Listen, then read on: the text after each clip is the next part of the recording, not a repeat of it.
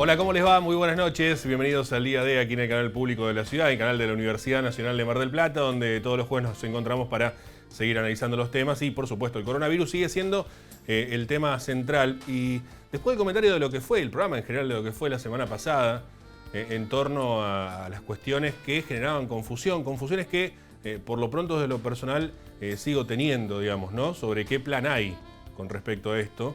Un plan que se hace necesario, que se hace inevitable. Por ahora el plan parecería simplemente atender una sola necesidad que tiene que ver con la reactivación, ¿no? El volver a ser, el volver a la normalidad de antes, de la mejor forma posible y tratando de, total, hay camas disponibles. Digo, estos son mensajes muy peligrosos a mi gusto, ¿no? No me voy a extender demasiado en el comienzo, tenemos una nota muy interesante hablando de otra de las consecuencias de la pandemia, probablemente lo vamos a ver, que tiene que ver con la situación socioeconómica y si eso es un agravante como para que el delito después pueda aumentar o no, y en todo caso qué es lo que se ve en todos estos aspectos y cómo se trabaja. Vamos a hablar con el fiscal general, con el doctor Fabián Fernández Gareno. Pero digo, no voy a extenderme demasiado en este comentario inicial para no repetir sobre todo lo que decía la semana pasada, es que hay mucha confusión con los mensajes. Cuando alguien públicamente, siendo una autoridad, dice no hay transmisión comunitaria, el mensaje que llega a la población, que nos llega, me incluyo, a la población es no nos vamos a contagiar en la calle, y sí nos vamos a contagiar en la calle, sí. Entonces digo, de alguna forma hay que decirlo esto, ¿no? De alguna forma hay que decir que el virus está en Mar del Plata. Sí, está circulando, pero no hay transmisión. Bueno, esa confusión o ese no hay transmisión comunitaria es un poco aseverar eso. Esto de decir hay camas disponibles en terapia y no están del todo ocupadas las camas, a mí no me da tranquilidad. No sé, capaz que soy loco, además de serlo, digo, capaz que puedo parecer loco este razonamiento. Yo no me quiero enfermar, ¿eh? A mí no me da alivio tener una cama de terapia disponible. Digo, el Estado debería regular y ser más firme con respecto a esto, con campañas de concientización, nada. Lo único que se piensa es ver cómo hacer las reaperturas. ¿Está mal reabrir? Me va a decir, no. Pero digo, ¿qué costo? ¿Cómo vamos a reabrir? La ciudad está en total normalidad, la vieja normalidad, la que no deberíamos vivir más ante una circunstancia de coronavirus que el mundo entero no sabe ni cómo resolverlo. Europa mismo hoy está viendo los rebrotes y no sabe qué hacer. Digo, el plan es seguir como estábamos antes de la pandemia. Porque uno sale a la calle, lo digo en persona, esto es no me lo contaron, lo vi yo en persona, partidos de básquet en Plaza España, gente circulando, grupo de amigos tomando mate, gente sin barbijo. Normal, normal entre comillas, para algo que no debería ser normal en estos tiempos. Entonces, no hay una sola campaña de concientización por parte del municipio y los mensajes que se dan son realmente, dejan un mensaje, más allá de que no se haya querido transmitir eso, lo que se llega, es otra cosa. Quédense tranquilo que el sistema sanitario está preparado. ¿Está preparado? Hay camas. ¿Las camas qué resuelven? Lo que resuelven son los médicos, ¿no? Digo, ¿en qué condiciones están trabajando los profesionales de la salud? Digo, ¿vamos a dejar en manos de muchos terapistas o profesionales de la salud o personas que se encargan de cuidarnos? Vamos a dejar en manos de ellos y no salimos más a aplaudirlo, ¿no? Por eso con más ganas aplaudirlo. Que en muchos casos lo hacen más por vocación que por la pobreza que le paga el Estado a muchos de estos médicos. ¿A ellos le estamos tirando la responsabilidad de que alguien viva o muera en medio de una pandemia? Digo, no me voy a extender demasiado, son preocupaciones y confusiones que todavía tengo sobre qué idea hay con respecto a todo esto, porque acá la discusión aparece sobre si cerrar o abrir. No es eso. No está ahí la discusión. Debería darse de otra forma. Tienen que enseñarnos como sociedad a convivir con el virus. Entonces ahí podemos abrir lo que sea, porque ya todos somos conscientes. No hay campaña de concientización. Sí, hay que usar barbijo, el alcohol en gel, lavarse las manos. No, de verdad.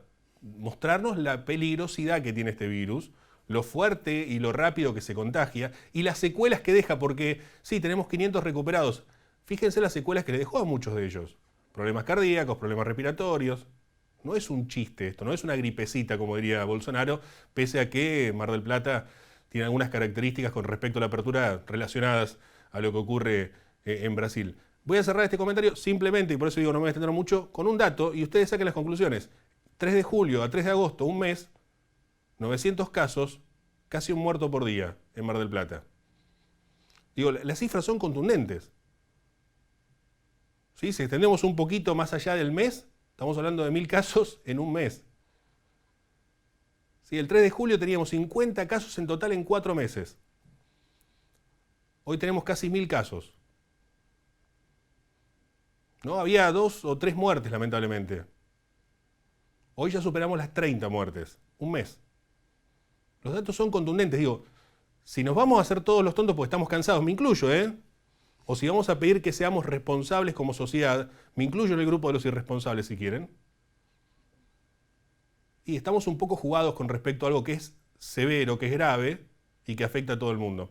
Pero me parece que las conclusiones deberemos sacarlos cada uno cuando salimos a la calle y nos damos cuenta de esta vieja normalidad que ya no debería regir para una situación tan grave como el COVID. Vamos a ver nuestros auspiciantes y comenzamos con el programa.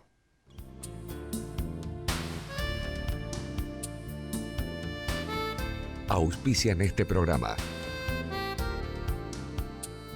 Sindicato de Empleados de Comercio Zona Atlántica. UTE, El Libertador. Sindicato Luz y Fuerza Mar del Plata. Colegio de Ingenieros y Centro de Ingenieros de Mar del Plata. Terminal de Contenedores 2 de Mar del Plata. Unión Trabajadores Hoteleros y Gastronómicos de la República Argentina, Seccional Mar del Plata.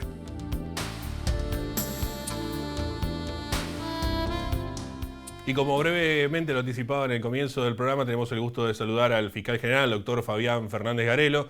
Doctor Garelo, ¿cómo le va? Buenas noches. ¿Qué tal? Buen día. ¿Cómo está? Muy bien, gracias por atendernos, Fabián, en principio. Bien. Bueno, un poco, digo, como primera pregunta, rápida, breve, como para tener un panorama general, ¿cómo están viviendo las circunstancias, más aún sabiendo que les ha tocado de cerca en Fiscalía? Bueno, esto es algo que estaba dentro de los cálculos.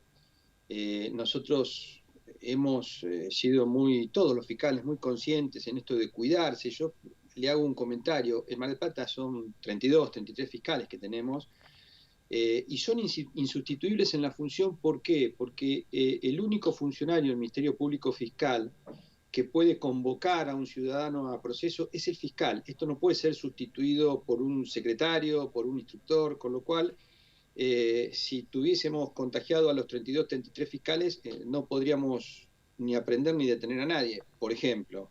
Digamos, esta es alguna de las consecuencias. Con lo cual, los fiscales han sido muy cuidadosos, hemos realizado grupos de trabajo por separado y por semana, así que frente a este contagio, que es un contagio que en principio podría tener origen en una extracción sanguínea que hizo la doctora Ledesma en un centro de salud, no lo podemos asegurar, obviamente, pero ocurrió dentro de estos 4 o 5 días previos a que esto se manifestara, es decir, no fue un contagio interno de lo que sería el Poder Judicial, sino que esto vendría de esta circulación comunitaria que pareciera que estamos empezando a ver.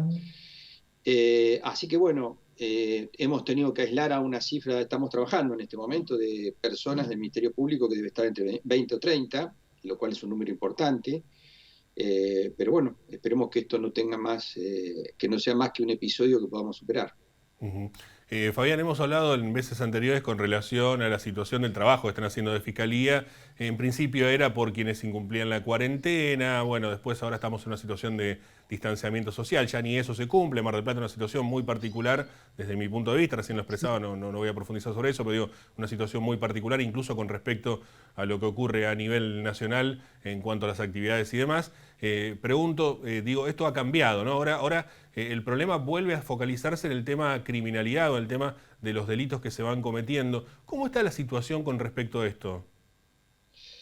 Bueno, en esto, a lo largo de estos meses, desde que se declaró formalmente con el primer DNU esta pandemia, hemos tenido que al principio, sobre todo abril, mayo, había habido una reducción de alrededor de un 50-60% de hechos delictivos, en general, en todos los rubros, en general. Aún en uno de los que más nos preocupa, que es la violencia de género, se había visto esta reducción.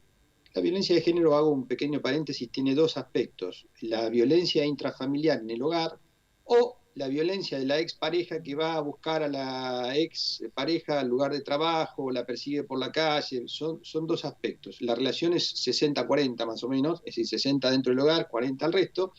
Pareciera que ahí lo que había bajado era lo que se producía a consecuencia del aislamiento fuera del hogar. En realidad, insisto, volviendo ahora sí a lo general, hubo una reducción en todo. Hoy en día ya estamos viendo que volvió a crecer. Todavía no llegamos, Nicolás, a los niveles de la prepandemia, pero estamos sí en un 60-70% y con situaciones cíclicas. Hay días donde tenemos varios aprendidos y días donde son pocos por delitos en flagrancia, con lo cual, por otro lado, sí se han disparado durante este tiempo las estafas en un 500%, las estafas telefónicas sobre todo. Esto ha puesto en jaque a la Fiscalía de Delitos Económicos, realmente, porque además se han producido daños importantes en la ciudad como consecuencia de esto. Habían disminuido también los delitos culposos de una manera muy importante. Todavía están por debajo. Los delitos culposos, le explicamos a la gente, son aquellos que devienen de un accidente de tránsito. Todavía están por debajo de la línea de base estadística de la prepandemia, están en un 60-70% también. Pero bueno, estamos notando con preocupación que en general todo está tendiendo a subir a partir de una mayor circulación de la gente por la calle. Ujú. Digo, y en el marco de todo esto hay una situación, no sé si se puede arraigar en ese lugar, digo, pero en el marco de una situación socioeconómica cada vez más compleja, esto por experiencia anterior, no sé, uno piensa en crisis como la del 2001, digamos, aumenta el delito después de crisis semejantes, estamos viendo una crisis fuerte realmente a partir de la pandemia. Digo, esto puede traer consecuencias por el lado de la criminalidad. Sí, puede haberlas, de hecho, puede haber, estamos notando, fíjese por ejemplo un detalle, nosotros una de las primeras cosas que notamos en los primeros 2 o 3 meses es que disminuyó el ingreso de droga a la ciudad, sobre todo cocaína. A partir de esto, en función de los controles que se habían establecido, a partir de esto hemos notado, y digamos, y la forma de hacer objetivo este análisis es porque las investigaciones que teníamos en trámite quedaron desactivadas como consecuencia de que no había movimiento de droga. Los actores de este nefasto comercio quedaron desactivados. Lo cierto es que esto genera, fíjese los disparadores que tiene. Primero, síndrome de abstinencia.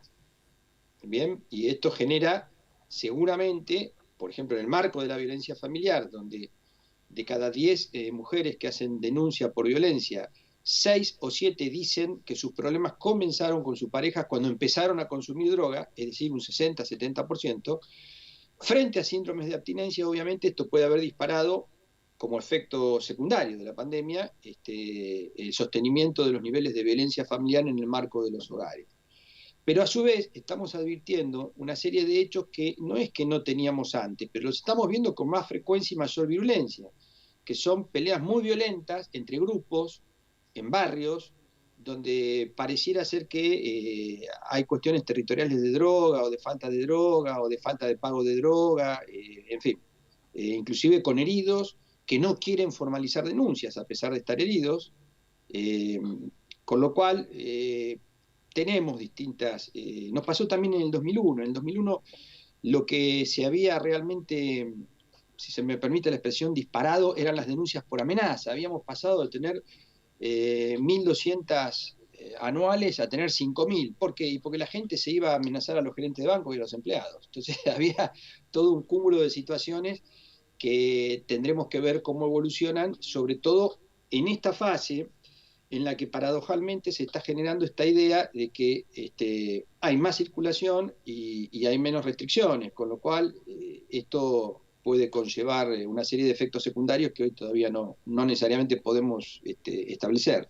Claro, seguramente. Fabián, pregunto con respecto a esto si todavía sigue habiendo controles o sigue habiendo intimaciones con las personas que incumplen la cuarentena, toda vez que pareciera como que ni siquiera hay controles en la ciudad con respecto a eso. No digo por responsabilidad de ustedes, sino digo que se han por lo menos aligerado los controles a quienes circulan por las calles con respecto al distanciamiento social. Digo, ¿todavía hay intimaciones de esta índole? Bueno, en general en esto interviene la justicia federal, en lo que es la vulneración del artículo 205 del Código Penal. Claro, también tenemos que analizar la lógica de la cuestión. Si nosotros, hasta por necesidad, tenemos que habilitar comercios de cercanía para que la gente se abastezca de alimentos, etcétera, etcétera, obvio es que frente a esta circulación también, si controlar a alguien que está yendo a comprar comida es más complicado.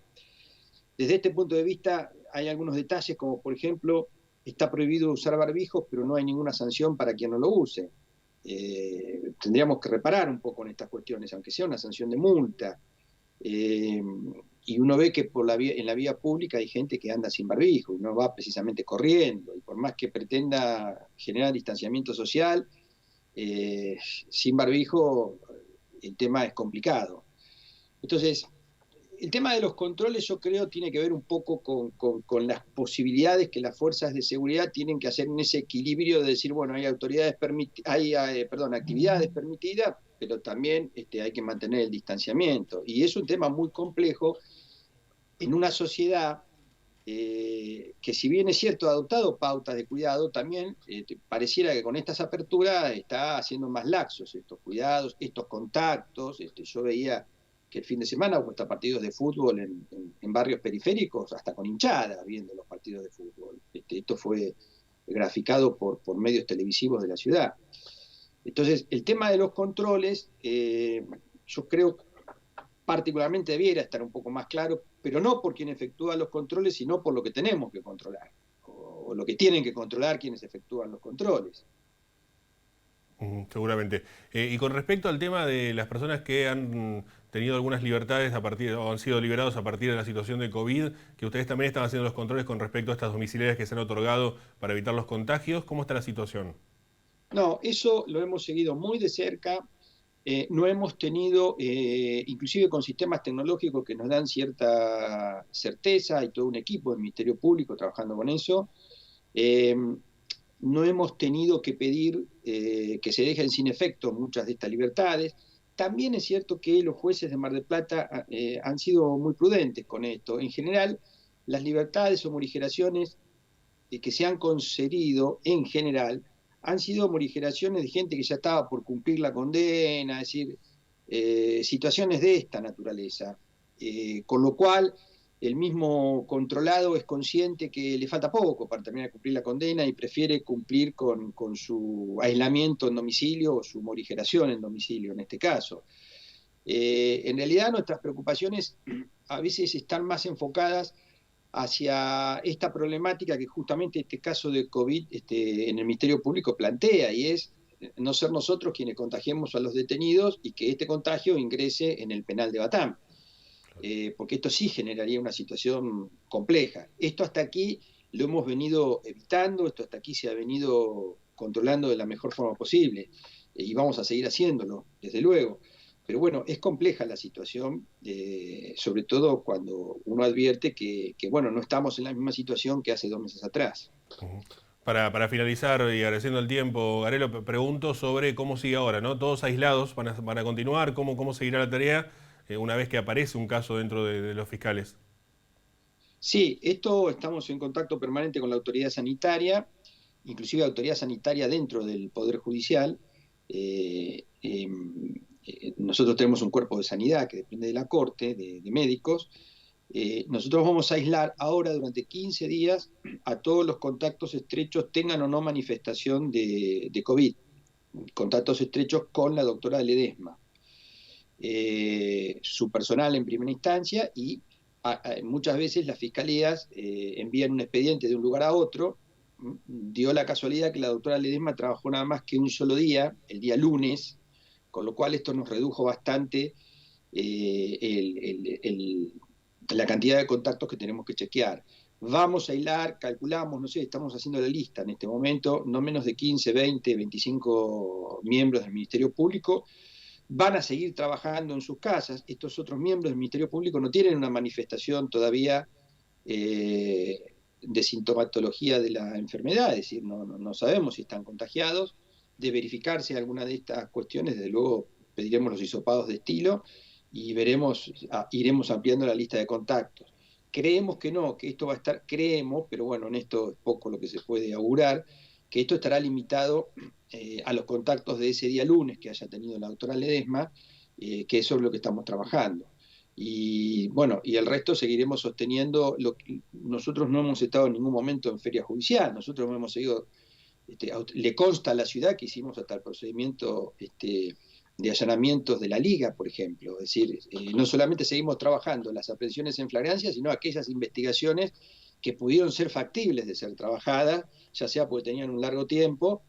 Hemos seguido atendiendo al personal. Yo, si usted me permite también, Nicolás, quiero insistir con lo siguiente. Nosotros tenemos una casilla de correo que es denunciasmardelplata@mpva.gov.ar, que todos ustedes han en su momento hecho pública, para que nos hagan llegar denuncias, si hay que hacer denuncias, o consultas. Hemos recibido muchas consultas a través de esa casilla y esa es la mejor forma que tenemos de comunicarnos en estos momentos con la gente.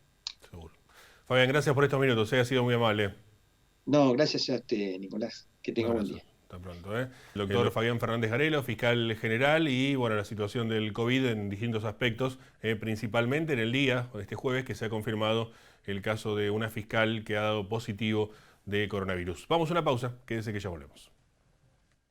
Unión Trabajadores del Turismo, Hoteleros y Gastronómicos de la República Argentina, Seccional Mar del Plata, San Luis 2548.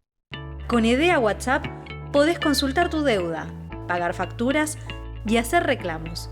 Cada vez más fácil. WhatsAppea con Edea. Agendalo 2236 34 33 32. Viajar en colectivo te conviene. Ahora tenés una respuesta inmediata a todas tus consultas. La nueva línea gratuita de atención al usuario. 0800-333-0701. Viaja asegurado. Viaja tranquilo. Subite a los colectivos de Mar del Plata. Colegio de Ingenieros y Centro de Ingenieros. Compromiso y responsabilidad profesional. Al servicio de la comunidad. Desde que comenzó la pandemia por COVID-19, hubo muchas dudas respecto a cómo enfrentarse a la emergencia. El mundo entero habla de el coronavirus. Lo que nunca estuvo en duda era qué había que hacer para cuidarse. Lavarse las manos. Lavarse las manos. Eso es lo más importante, ¿no, Doc? El lavado de las manos. Lavado de las manos. Lo ideal sería con agua y jabón. Agua caliente o fría, pero agua. Este es el secreto. Desde el primer día del aislamiento social, preventivo y obligatorio, OCE trabajó para garantizar agua y saneamiento a todos los usuarios. Tomando todos los recaudos, OCE estuvo en las calles, reparando conexiones, destapando cloacas y arreglando cañerías. El 95% de los marplatenses tenemos agua y cloacas. Pero aún son muchos los vecinos que no han accedido al servicio. Nuestro compromiso como usuarios es fundamental para llegar con agua a todos. Valoremos el agua y el saneamiento.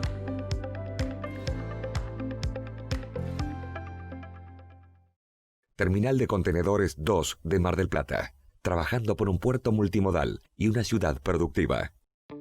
Seguinos en nuestras redes sociales y entérate de todas las actividades legislativas. Honorable Cámara de Diputados de la Provincia de Buenos Aires. Sindicato Luz y Fuerza Mar del Plata.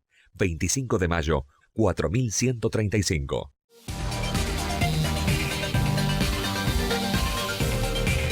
Folletos, afiches, formularios continuos, libros, revistas, periódicos, impresos comerciales y sociales. Tenés que imprimir Del Plata, la imprenta. Tradición gráfica marplatense.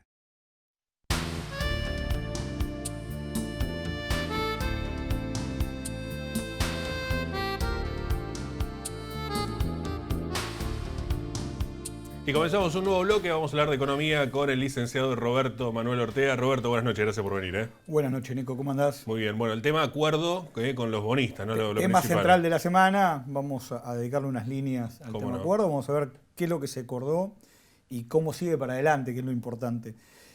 A ver, primero, acordar siempre es bueno. Bien, en cualquier aspecto, digamos, siempre es mejor un buen acuerdo que un juicio largo, y esto en términos prácticos era así.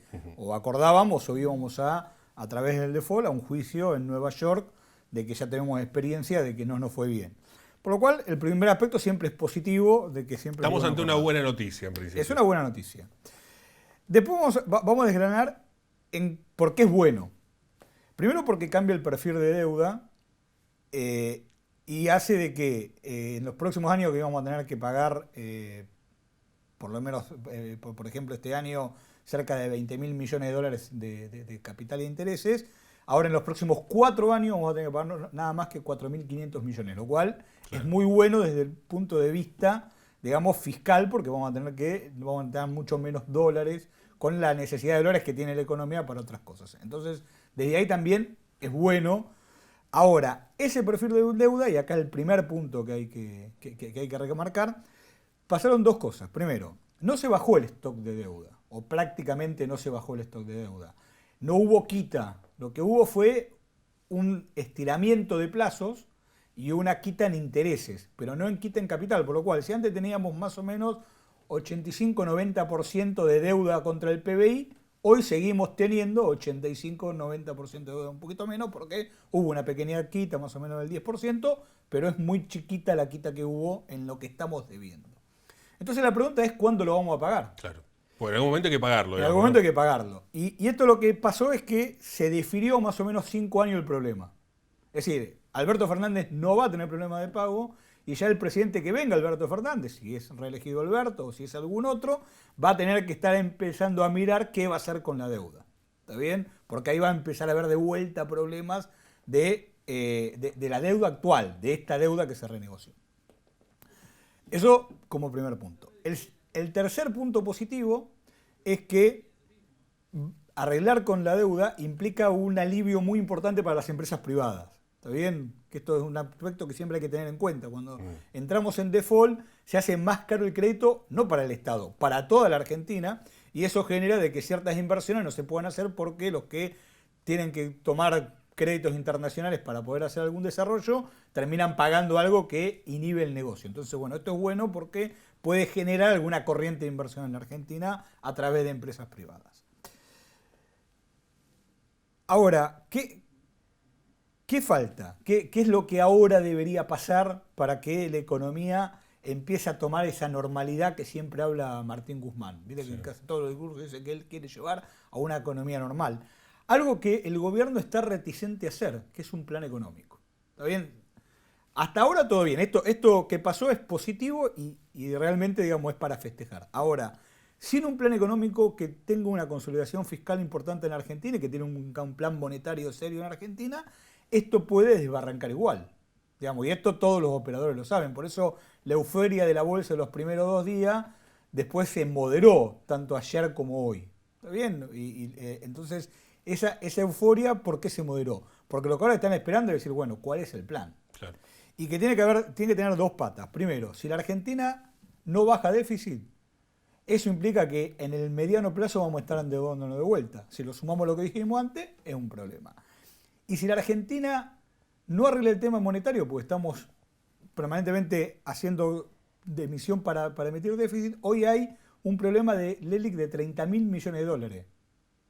¿Está bien? Que es más o menos lo mismo de que nos ahorramos con el acuerdo de deuda. Por lo cual tenemos que empezar a mirar esos 2 aspectos para poder poner la economía, digamos, en un sendero de crecimiento. Gracias, Roberto. No, por favor. El licenciado Ortega y la economía, no tenemos más tiempo. Los esperamos el próximo jueves a las 22 aquí en el Canal Público de la Ciudad, en el Canal Universidad de la Universidad Nacional de Mar del Plata. Si les parece, los esperamos entonces. También nos pueden seguir a través de las redes sociales y ver estos programas a través del canal de YouTube del propio canal de la universidad. Que tengan una muy buena noche. Gracias por acompañarnos y será hasta la próxima. Chao.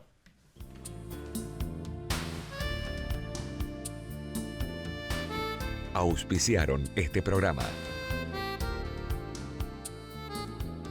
Sindicato de Empleados de Comercio Zona Atlántica. UTE, El Libertador. Sindicato Luz y Fuerza Mar del Plata. Colegio de Ingenieros y Centro de Ingenieros de Mar del Plata. Terminal de Contenedores 2 de Mar del Plata.